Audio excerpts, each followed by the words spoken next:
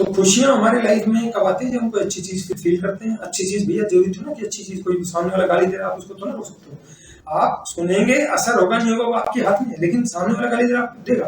कोई घटियापन कर रहा है, आपको गलत लग रहा है, भाई साहब आपकी सोच अलग है, सामने वाले की सोच क्रूरता की, आपकी मानवता की, आपको बुरा लगेगा। लेकिन भैया दुनिया में बुराई थी और रही, अच्छाई भी थी और रही।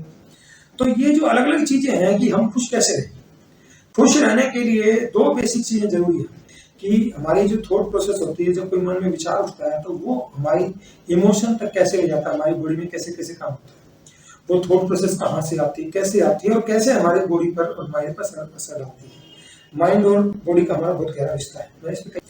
तो अब क्या है कि खुशियां अगर आपको चाहिए, अब हम अलग अलग स्किल सिखाएंगे कि आप खुश कैसे रहेंगे, हालात कैसे हो सकते हैं उसमें भी खुश रहना। भाई साहब आपसे कई लाख गुना दुखी लोग दुनिया में जिंदा हैं, आपको लगता है मैं मरने की तैयारी कर रहा हूँ, सुसाइड कर रहे हैं लोग, और आपसे कई लाख गुना लोग दुनिया में जिंदा है जिनके पास कुछ नहीं है, आपके पास सब कुछ था।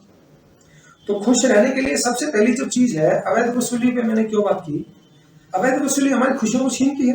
कौन चाहता है किसी तरह गलत हो, अन्याय अत्याचार हो, किसी को जेल में डाल दिया जाए, झूठ जगह से फंसा दी जाए, या उसको अवैध वसूली इतनी कर दे कि वो बेचारा तंग होकर मर जाए। तो अवैध वसूली गैंग था है रहेगा, इनका काम शोषण करना है, अत्याचार करना है, धक्का देना, इनको कोई शर्म शर्म नहीं होती, ना कोई दया होती, तो ना कोई नैतिकता होती। आपको उस गैंग से बचना कैसे, इसलिए मैं अलग अलग वीडियो बना रहा हूँ कि आप शराफत में होते हैं, कई बार आपको पता नहीं होता सामने वाले कितने चालाक हैं, कितने शातिर हैं। आप उससे बचे रहेंगे तो भाई साहब बुराई से बच गए ना, अन्याय अत्याचार से बच गए तो ही खुशियां बचेगी, नहीं तो खुशियां खत्म। खुशियों में इतने बड़े दुश्मन है, जैसे मर्डर होता है कत्ल, वो चीज नहीं है। खुशियों को इतने खतरनाक तरीके से मारते हैं कि पूरी पूरी जिंदगी आदमी नहीं बोल पाता उससे। तो इसलिए हमने इसमें जस्टिस को इंक्लूड किया है कि अन्याय अत्याचार अलग अलग तरह के होते हैं, उनको इसलिए शेयर कर रहा हूँ कि आपको पता चल जाए वैसे कैसे कैसे खेल हो रहे हैं कि लोग सगी माँ पे आरोप लगा रही, बेटी अपनी सगी माँ पे मेरे साथ रेप करा, वो उसको केस में अंदर डला दी गई 7 साल की सजा।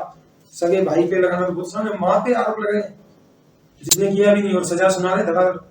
तो इन गैंग से कैसे बचना, क्योंकि उनका धंधा भी उनका पैसा था, वो तो बैठे इसलिए कोर्ट कचहरी किसी पुलिस थाने जब भी तो चल रहे, लोगों के झगड़े होंगे, परेशान होंगे, झूठी शिकायत लेके जाएंगे, जब भी तो उनका काम चलेगा।